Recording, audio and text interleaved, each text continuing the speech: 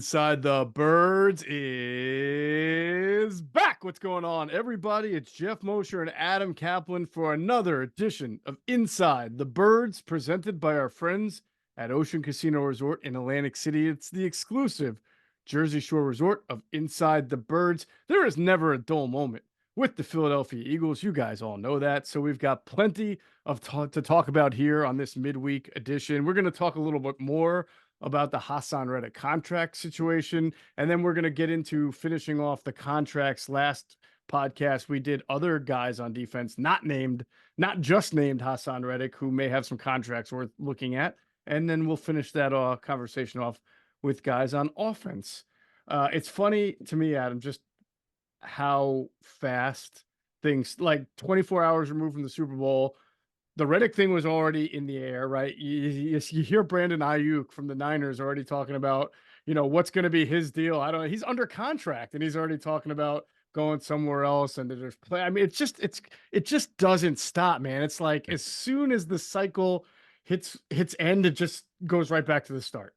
Yeah, and I think it was like a friend of his in social media, someone he went to school with or something. It's crazy. Ayuk's a terrific player, by the way. But yeah, look, the Reddick stuff. I know he talked to Bleacher Report. We'll get into that in a minute here. But yeah, the news. It's funny, right when you think there's nothing going on. This has happened as long as you and I have covered this team. When you go back to the McNabb story breaking that he's being traded to the then Redskins, now Commanders, of course. On what was it? Easter Sunday, and we've been through this before when we both, were you there, CSN then? I was, no, I was still at the Wilmington News Journal as a beat guy. Yeah. Okay. Yeah. Actually, yeah, whether it was 08 or 09, but actually it would have been 09, right? Because I think Cobb was the starter and then Vic took his job. It was it was after the 09 season, before the 2010 year. Yeah. So look, you never know. The news cycle's hilarious. Just when you think, okay, well, we know where Reddick's going here. Well, let's see. Though he did say, I think on Monday, we're not saying he doesn't like being an Eagle. He loves being an Eagle, but he wants more money, and that's basically what he said. But we'll get into that. Mm-hmm. And then the interesting stuff on contract issues. They're in pretty good shape there. The question now is, what do they do with certain players? Do they extend them now? Do they wait? We know historically the Eagles almost always get them done as soon as they're eligible. The key players, but then there's a player that I was looking into. I'm like, you know what? We're getting into this one. This is an interesting one. You probably weren't thinking about this one, but we're going to get into it today. Okay, cool. And plus, there was a contract that I was going to ask you about that I teased on the last pod that I wondered if it was going to become at all an issue this offseason. Okay. That we will talk about on this one. I'll throw it at you, and you tell me what you think. Okay. We got a lot to talk about. You and I will be at the NFL Combine, Scouting Combine. Right. It's really just 2 weeks away now as we get, about a month from the new league year. So we'll be out there for a couple of days. You were out there the whole time. I'm usually out there for about 3 days, gathering as much intel as we can. So that'll be a fascinating time. And for our Patreon members tonight, we are going to do our biweekly Ask ITB live stream at 8:00 Eastern Standard Time. I've learned now that we have to say Eastern Standard Time because buddy. Yeah. It's amazing how many people are not from the East Coast that are part of our live stream. So I wanted to make sure I get that clear. And yes, if I am divorced by the time you hear this podcast or the next day, it's because Adam suckered me into doing an Ask ITB live stream on Valentine's night. I'm sorry. I didn't even think of that. I'm such a heel. I'm sorry, man. A married man didn't even think about that. I'm bad. My wife's probably gonna throw a frying pan at me anyway. So what do you? Oy vey. No, it's okay because Wednesday night is a bad night to have Valentine. I have to coach softball anyway before we do stuff anyway. So it'll dad be stuff, Dad stuff. Gotta do dad stuff. We also want to welcome in Justin, who's our latest Patreon member. Justin, we hope to see you tonight, man. We're going to drop something tonight. I'm not going to tell you what it is. You have to be a Patreon member. We dropped the Reddick stuff 2 weeks ago. We're going to drop another one for you. This one's probably, I'm not even going to go into what it is. All right. Yeah, we'll have good stuff. That's patreon.com/InsideTheBirds. Andrew DeCecco has been very busy on the website. He had the Mock Draft 1.0 on InsideTheBirds.com come out recently. I didn't ask. I meant to ask you last pod what you thought of it, Adam. If there was anything that jumped out at You you. know, it's funny you say that. I want to compare mine for ProFootballNetwork.com and his. I'm very interested. Now, the guy, I'm telling you right now, for those of you who are into the draft, I know a lot of you are. I would not have done this before I went to the Senior Bowl, but Darius Robinson from Missouri was an absolute stud. I was able to meet him last DT. week. Yeah. He was awesome. He's got positional versatility. He could play 5-3 technique. He could play in 3-4-4-3. Two-time captain, really good dude. And I didn't even think about him in the first round before I've done 2 mocks for Pro Football Network, and I'm going to do another one. But I'm going to tell Andrew when I talk to him next, dude, you got to put him in the first round. You're going to look smart. And apparently, he was like one of the most dominant players. I know it's only the Senior Bowl, but you don't find guys this long, high character, can move.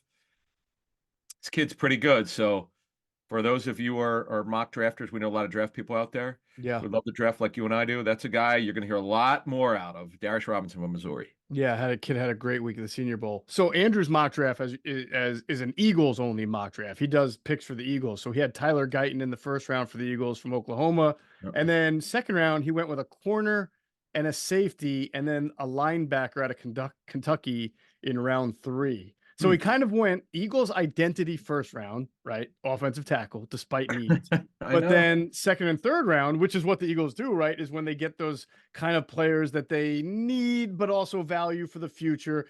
Corner, safety, linebacker with 2 second-round picks and a third-round pick. So we'll see. If they have all those picks by the time the draft comes. But That's anyway, a great point. but here's the question. See, this is the tough thing about doing a mock draft. Let's just say Andrew does a regular mock draft, not just an Eagles mock draft. It's really hard when you're picking a 22. Let's say, for argument's sake, they stay there, right?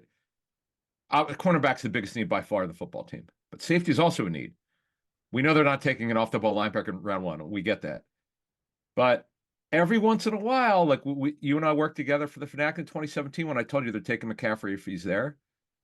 And I'm like, I'm probably going to be wrong if he's there. Watch him take another position. But as I think other reporters put that out as well after the draft, they were right. We were all right. They were going to do that. So you can't just say they'll never do something. This is what I've learned covering this business 25 years. You never could say that because we don't have access to the draft board. We don't know how he's thinking. Sure. But Andrew's right. Default. Go to the offensive lineman. You can't be wrong.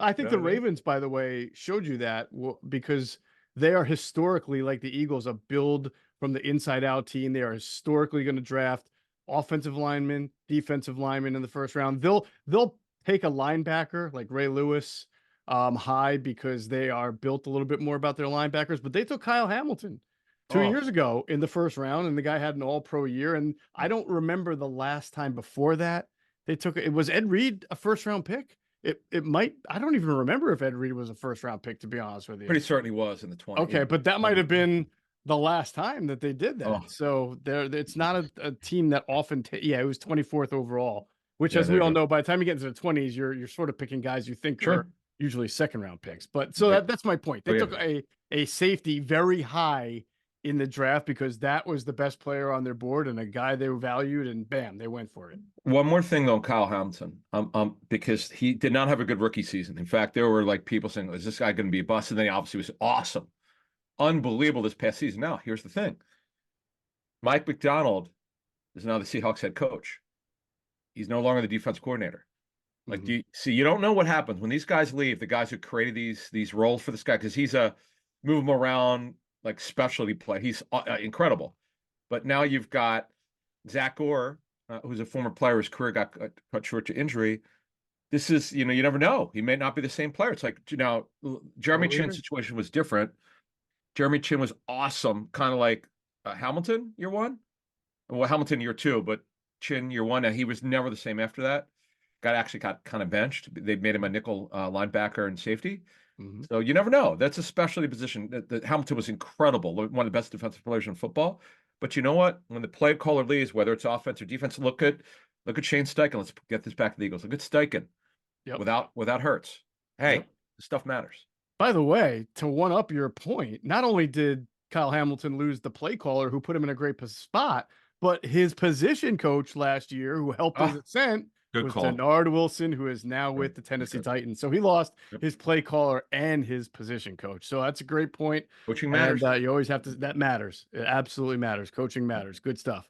Yep. All right, let's get into the Reddick situation again, part 2 now. First, we're going to pause real quick to hear a word from our friends at Ocean Casino Resort in Atlantic City. Go to get your game on.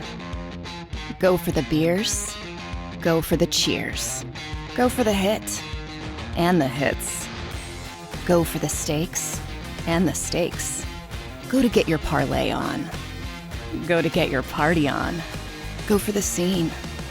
Go for the screens. Go for the gallery. Go for the win. Go to Ocean. Visit theoceanac.com to plan your visit. Okay, Adam, Haason Reddick, we talked about his situation, contract situation on the Monday pod. Now on Tuesday, Haason Reddick took to X, formerly known as Twitter, to say, hey, I never requested a trade. I never said I wanted to be traded. I get it's a business, but I never said I wanted to be traded. And that was his response to everybody talking about his being given permission to seek a trade. The only problem here is that nobody ever said he requested a trade. He being given permission to seek a trade does Yes. not equal you demanded a trade. I think he felt that that was the public perception. I know from our end on Inside the Birds, we did a good job, I think, of explaining that this is a negotiating mechanism, and nobody said Haas on this podcast, right? Haason Reddick wants out or demanded to be out. Yeah. He loves being Eagle, and they love him. It's just, Yep. it's a tough deal. It's a tough deal. He's severely underpaid, but he has a contract, and this is the final year. You and I matter of fact, you brought it up when we went over. We got his contract terms, after it was signed, and I remember you saying to me, "This is not going to last long. He's going to want a new deal after 2 years." Here we are. This was 2 years ago because it was. I don't know how the hell the Eagles got him 3 years, 45 million, 30 million fully guaranteed. The full guaranteed signing was great, but the average per year was so low. I know, like in 2022, he was like unbelievable. I get it. Every way, shape, or form. He's also an awesome guy. But you fast forward to now, it's a tough deal. The Eagles don't have to do anything. And one thing I brought up to Mike Gill on, I totally forgot about this, but the way he had asked me a question made me think of something as he asked me. We do have a recent memory of this. Now, he was older. Remember, Zach Ertz wanted an extension. The Eagles offered him one, but it was 1 year. It was like a 2 or 3 year extension, but only 1 year fully guaranteed. He was already under contract, so he knew they weren't going to cut him. It was like not really a fair offer. It was not really cool. Right. And you remember the picture of Roseman and Ertz on the field, and they saw them in a heated conversation. And look, Zach wound up getting traded, and he did the best he could to handle himself as a professional, but he never got it what he wanted. Now the leverage was Goddard. The Eagles had all the leverage in the world, Yes. Whereas, okay, Nolan Smith, what did he really do as a rookie? I know the Eagles have leverage here, but it's not like let's say for argument's sake, let's move this forward. If they want to trading Reddick, are they really serious thinking Nolan Smith is that guy? No. That's my question. I don't think they're trading Reddick under the pretense that Nolan Smith's going to step in there and give him 13 to 15 sacks a year. I don't. I think if they're trading Reddick, they're getting a pick that they like in return. They already have 3 top, 50 picks. So now that would most likely give them 4. I anticipate, you can tell me if you think you agree or not. I anticipate this being a pretty aggressive offseason for Howie Roseman, given all the shakeups that happened. And hey, you're under the spotlight too, Mr. Roseman, right? So Sure. There'll be guys to sign, there'll be trades to make. I don't think that would be a sign that it's just next man up. That's not really, I can't imagine that being the thinking. But I do think you bring up a great point about why did he get a contract coming off 2 straight years of double-digit sacks that was only 15 a year for 3 years? Why? That's a great question, and I think it shows you. We always say, doesn't matter what Adam says, doesn't matter what Geoff says. You can tell us we're full of shit, which some people do. We're not. It's what the league tells you, Thanks. right? Yeah. Every time the Eagles sign somebody to a 1-year deal, Yeah. who used to be a name like Haloti Nada, right? Everybody gets all excited. Oh, this guy's gonna be great. And we try to pump the brakes and say no. If it was so great, he'd probably have a multi-year deal from somebody else. And then every once in a while, there'll be a guy who actually does, like Chris Long, who plays really well. And it's like, okay, he was one of those that the league didn't evaluate correctly. Okay. Sure. The league, for whatever reason, you saw an edge rusher who was still young, who had 2 seasons of double-digit sacks coming off the edge. The league didn't see him as more than $15 million a year. So I think the Eagles are definitely using that, saying, look, we love you. We know you love it. We have nothing against you. We have a budget here, and we can't get into the business of just throwing money, right? Like, nobody does that. So go ahead and see again 2 years later if the league values you any differently than it does now. I'm sure it will, because it's now been 4 straight years, but that doesn't mean it's still at the number that Reddick thinks it is. Yeah, two things. So as you were talking there, I thought of something. I forgot. Matt Rule made the call, believe it or not, his college head coach, who had personnel control 2 years ago before he got canned. It was his decision that they weren't going to pay him. Whatever. I don't know what it was a while back, so I don't know what the money was, but they walked away. Eagles got a bargain, so we'll see what happens here. But what this doesn't, Howie's really good at doing this. Agents have told you and I over the years that if it's a guy that have any, even a small or modicum of interest, they'll ask, hey, they'll say to the agent, Howie will, he'll go, hey, listen, before you sign him or before you make a decision, let us know what you got. And then just give us a chance to either match it or just to have more dialogue. And that's where they'll go here. And obviously they have Reddick under contract, so he can't leave anyway. It's their call in the end. I'll be interested to see where this goes. I just think having him, he is still arguably the best defensive player. I mean, everyone could have their debate, but it's hard to say he's not. He's so productive. So, and someone asked me this question. I thought this was a great one. I never thought about this. This is on the Reddick stuff and everything with this roster. As we get closer to, as you said, we're 4 weeks from free agency. Is this a team that's in transition? Where are we at with this team? Well, transition can happen very fast. You know, Right.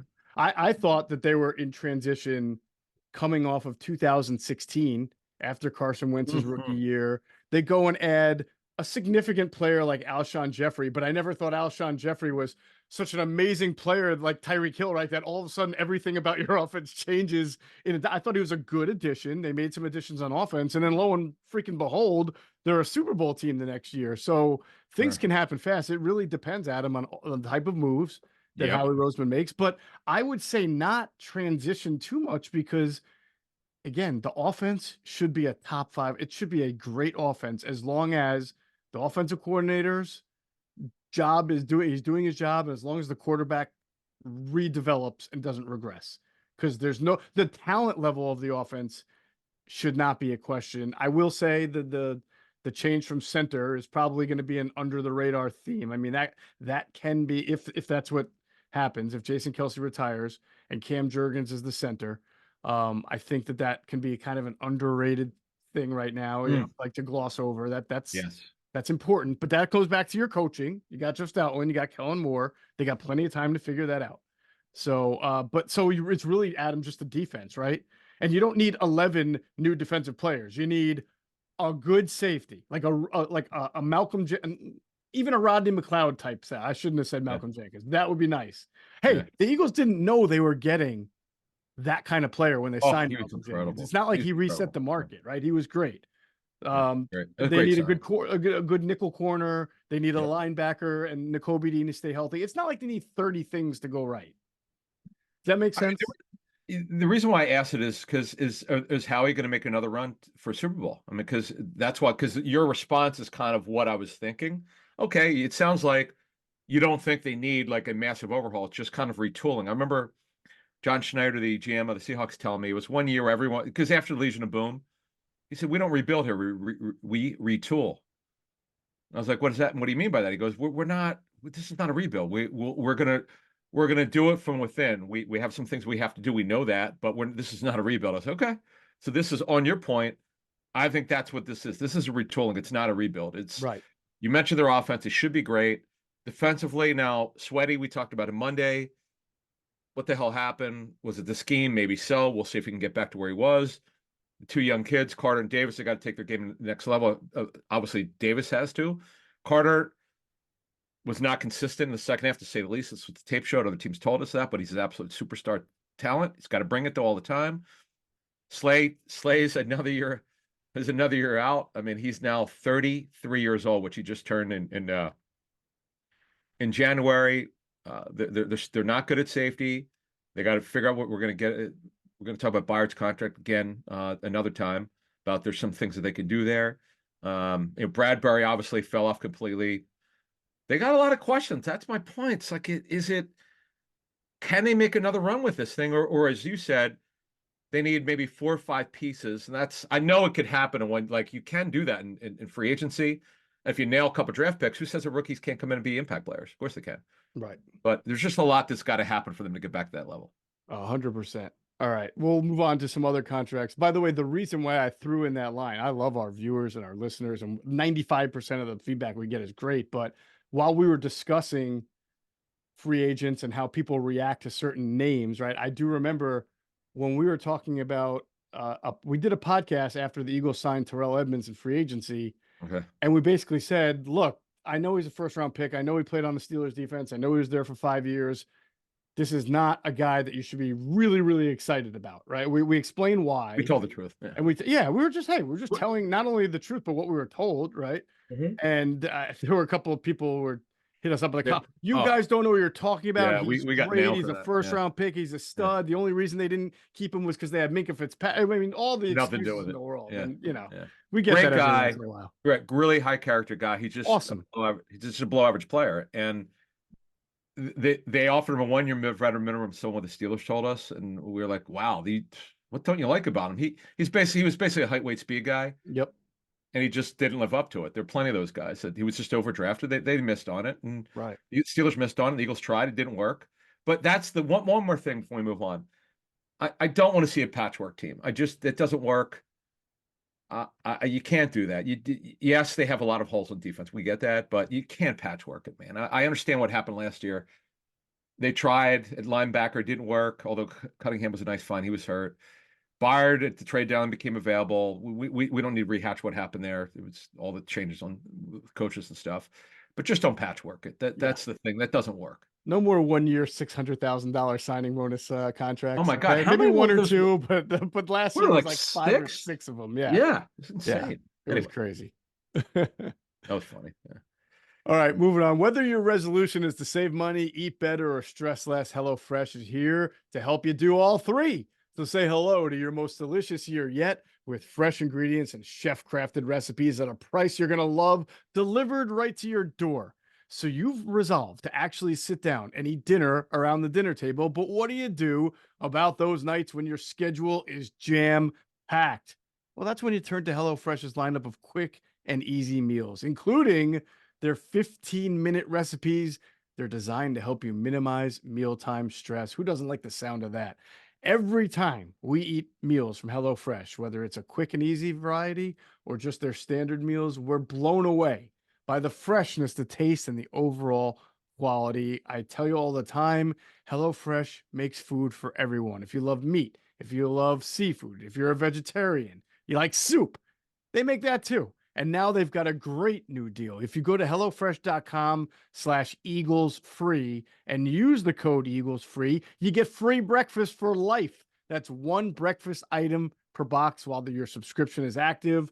Free breakfast for life at HelloFresh.com/EaglesFree. All one word, lowercase EAGLESFREE, and use that same promo code EaglesFree. Act now for America's #1 meal kit. All right, we'll look at some contracts here that take on importance this off season, and it starts and begins with the two starters on offense that are young and have made Pro Bowls and deserve to be rewarded. There's DeVonta Smith, and then there's Landon Dickerson. What does that look like at the moment? All right, so where the numbers are going at receiver, Tyreek Hill is the biggest one in NFL history at $30 million per season. So here's the question. Based on where these deals are going, and yes, the Eagles don't need to do anything. They could actually wait as long as they want. They won't do that to him. I mean, he's an absolute superstar, great guy, and just been awesome since day one, quite frankly. The deal, if it gets done, is going to be between 25 and 30 million a year. It has to. I understand AJ Brown's is an ex-receiver. He's their number one receiver. But you got to understand AJ Brown's injury history going back to Tennessee. Yes, he's been great. He's really been barely hurt here. He's been pretty healthy. But this could be Brown's last year. Why do I say that? His salary cap number goes from 12.5 million this season to 26.6 million in 2025. I know people want to say, well, Smith's a 1A, and that's, I'm not going to argue against it. I think it's fair to say that, but he's a great player. The Eagles may not want to come in whenever they do this. They may say, listen, we can't be paying two guys. AJ Brown's deal averages 25 million a year, but really, because it's backloaded, it's really less than that. If the real money is well less than that, but whatever the case may be, he's just a great player. And he does it all. He's been durable despite his build. What else do you want from this guy? Where the numbers are going, so Tyreek is the creme de la creme. He's the highest at 30. I don't think he'll get there, but it's got to be at least 25 million because that's where these deals are going to go. Justin Jefferson, if he gets his deal done, is no offense to Smith, he's a better football player. He should get 30 million a year. I mean, he's awesome. He's probably going to be a Hall of Famer. So I would say I think 25 million is reasonable. That to me it's kind of where I think the guys who aren't quite there, it's like the second tier guys should be around 25 million a year. Yeah. Now it's always good to remember that when you have a player, right, who's got technically 5 years because of the 5th year option, and 1 year left on a deal, that teams like to do the extension now because they can finagle the cap so that the big money, just like you mentioned with AJ Brown, doesn't kick in for a year or two down the road. He may still play. He'll get his upfront money from the signing bonus, right? But they could spread that out with DeVonta Smith 5 years, right? Which helps lower the cap early on as they push money around. So that's something they can do. But Adam, you mentioned the name that I was going to ask you about, AJ Brown. I mean, here's a guy who has put up 1,400 yards 2 straight years. He is among the higher paid wide receivers in the league, right? I think his average, his APY is what, 20? When it was reported, it was about 25 million. You said it wasn't exactly that. It wasn't. Wait to hear this. And I'm a huge AJ Brown guy, but let's call it like it is. 2026.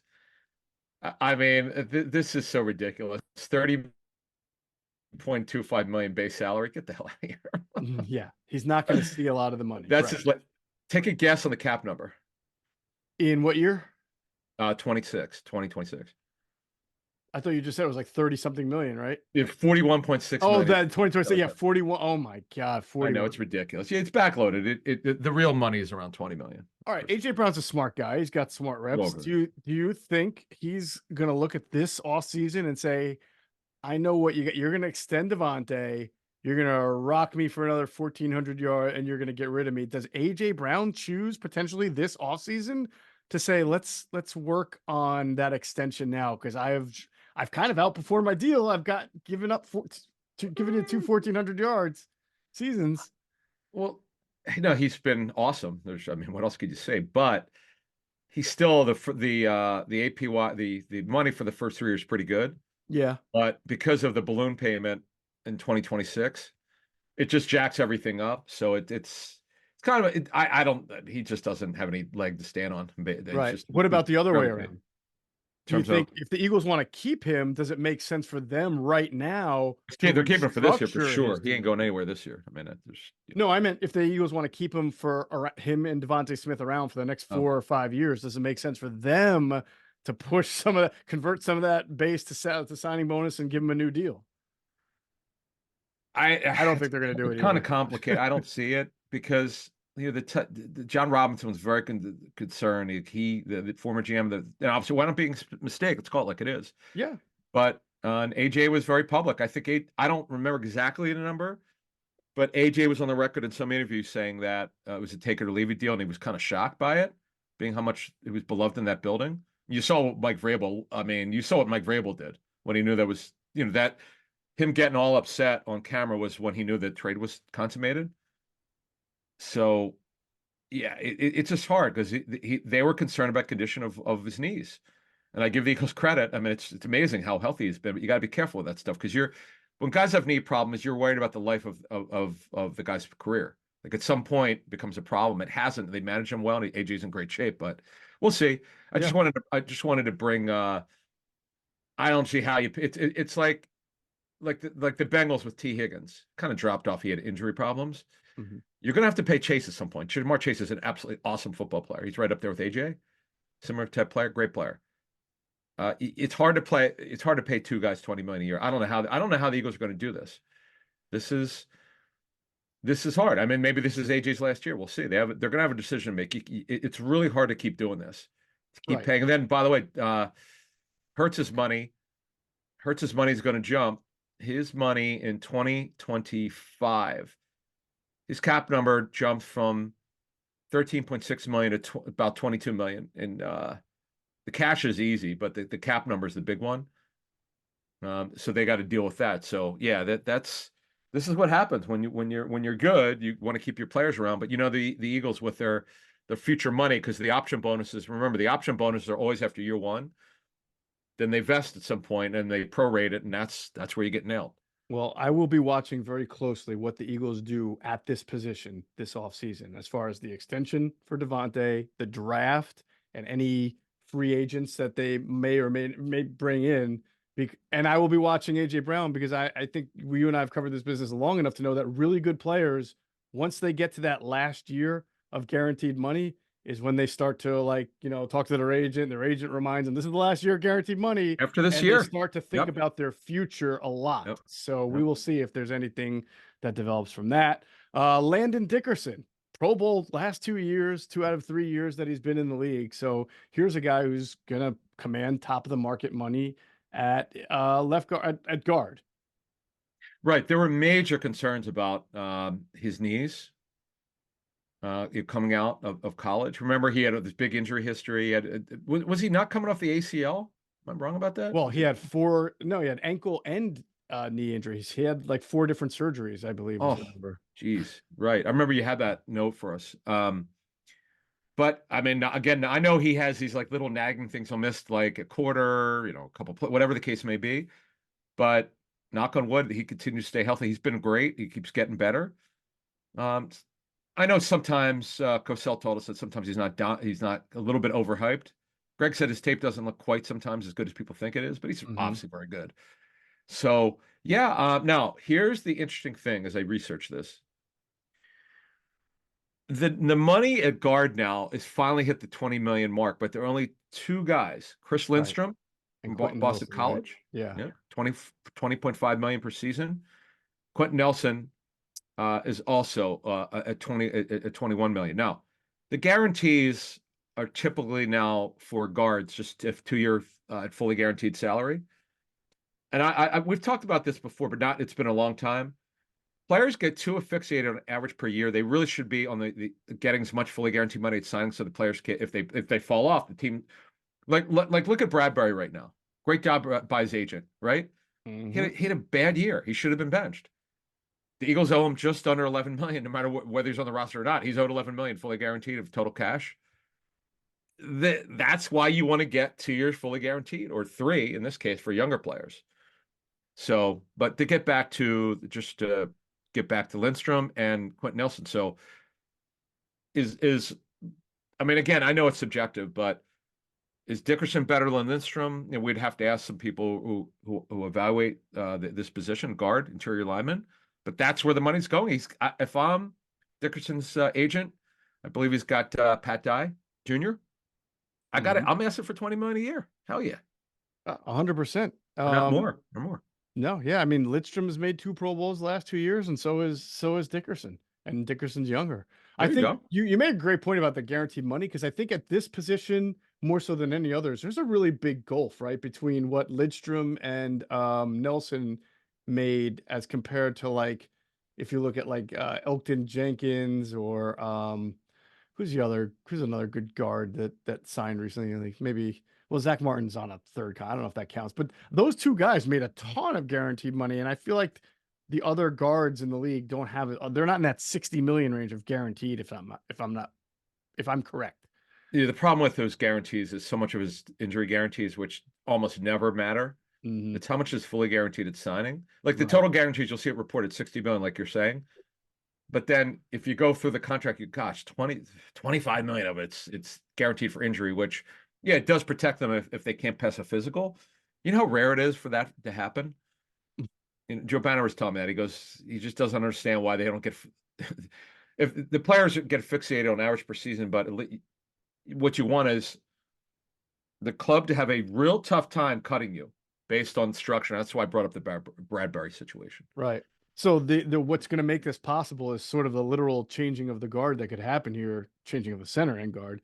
If Kelsey retires, Jurgens moves to center. You have a center on a rookie contract, and if let's say it's Tyler Steen or a draft pick or a 1 year, I don't know, whoever's going to play right guard is probably not going to be costing them very much. So that enables them at least for a year or two more, right, to have your left guard making real top of the line money there, and you take that cap hit because the Eagles usually don't have a guard making top 3 guard money. Maybe Brandon Brooks the second time around, because when they signed him in 2017, Adam, man, it was Rodney, it was Malcolm, it was Brandon Brooks. Like Howie's has had great free agent signings, you know, like an individual like Haason Reddick. But that might have been his best year of free agent signings to get all those guys in one fell swoop. That was amazing. Plus, I think he traded for Darby in camp too that year. Yeah. Oh, that was the Jordan Matthews trade, was it not? Yeah, Jordan Matthews and a third round. It was really a third rounder. It's a great trade. Jordan Matthews as a but Brandon Brooks was so good. His deal was a 5-year deal for $40 million.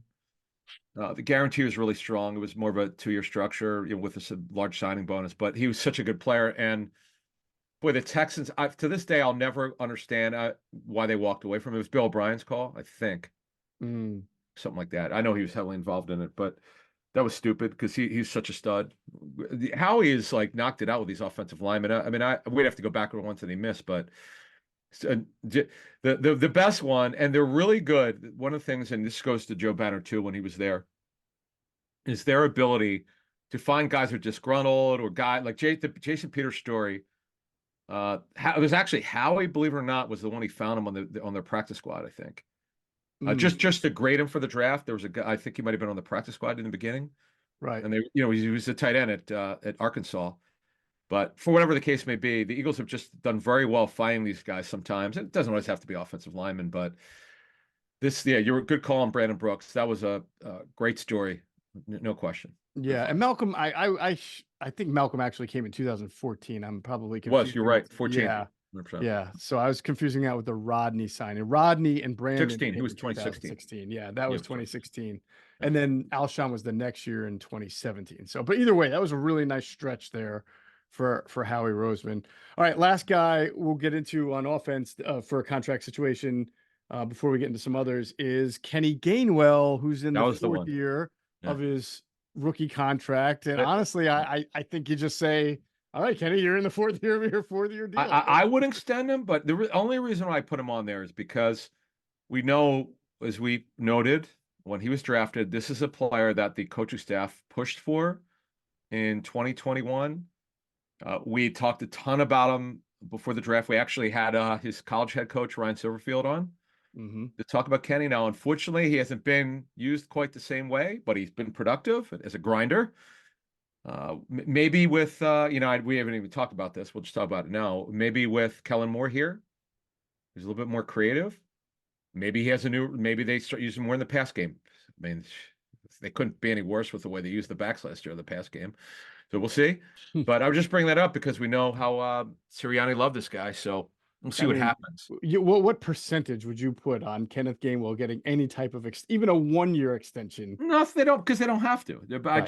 They don't have the only reason why I did is because of the love affair that this staff, or whoever's with them then, had. And we know that Sirianni was super high on him. I just don't understand, and people have heard me say this 1,000 times now, but this is 1,001. Could you use these guys in the pass game, please? That's it. I'm done. Yeah, that would be nice. That would be good. Anyway. Now, if he were to somehow emerge, like, you're 7, 8 weeks into the season and he's like a starter and a 3-down back and Kellen Moore is unlocked him, then you can talk about an extension there if you want. But yeah, I no, know. not this. Well, the other thing is the other reason why I brought it up is he's the only running back from last year under contract. Scott, the highest paid running back last year, $2 million. Rashad Penny, who didn't work at all. And then DeAndre Swift, that was a really good trade. He was terrific. Right. Pro bowler. But he's not signed. So Gainwell's the last man standing of the guys who were under contract last season. So we'll see what happens. All right, we'll take a quick look at just contracts on the horizon first. What's really frustrating is trying to find good tickets online unless you have the Game Time app. It's the fast, easy way to buy tickets for sporting events and concerts and theater shows near you. Game Time takes the guesswork out of buying tickets, and right now, on the Game Time app, you're 2 taps away from tickets to any of the local sports teams, college or pro, and any concerts, any shows. I mean, it's Valentine's. You might want to go out and see a show tonight. Go to the Game True. Time app. Me and Adam won't be able to do that. We'll be talking football. Yeah, But you can if you use the Game Time app. And the best part is Game Time offers event cancellation protection, even job loss protection. It's the only ticketing app that gives you complete peace of mind with your purchase. Their all-in prices show you the total up front, and you can see the view from your seat. So you know exactly what to expect at checkout. Game Time is obsessed with helping you save money. They got the zone deals that let you pick the section while Game Time picks the seats, so you get the best savings. And then there's the Game Time guarantee. If you find tickets in the same section and row for less money, Game Time credits you 110% of the difference. So download the Game Time app, create an account, use the code BIRDS for $20 off your first purchase. Terms apply. Again, create an account and use the redeem code BIRDS, BIRDS, for $20 off your first purchase. Download Game Time today. Last minute tickets, lowest price guaranteed. By the way, that app is incredible. It is. I've been looking for a couple of concerts, and I was like, "Holy smoke!" It's a really super. It's one of the nicest apps I've seen, to be honest with you, of anything that I have. Extremely user friendly. It has nothing to do with them being a sponsor. I'm just telling you, using it. You were describing certain things you could find on there. I mean, it's amazing how it gives you the picture of what the seat looks like, all sorts of cool stuff to check it out. Definitely. Also checking out, let's hear a word from our friends at Sky Motor Cars. Sky Motor Cars in Westchester is a different sort of dealership. All it takes is one look at their Highline pre-owned vehicles that people all over the country want and need. Owner Brett Schiller, make sure you don't spend a dime of your money before you purchase the car. Sky Motor Cars allows you to make all the decisions regarding your next vehicle. At Sky Motor Cars, you never have to spend more than necessary. Visit SkyMotorCars.com today or call 610-918-7225. And if you stop into Sky Motor Cars out there in Westchester, PA, make sure you tell them Adam and Geoff sent you. You will get a great deal.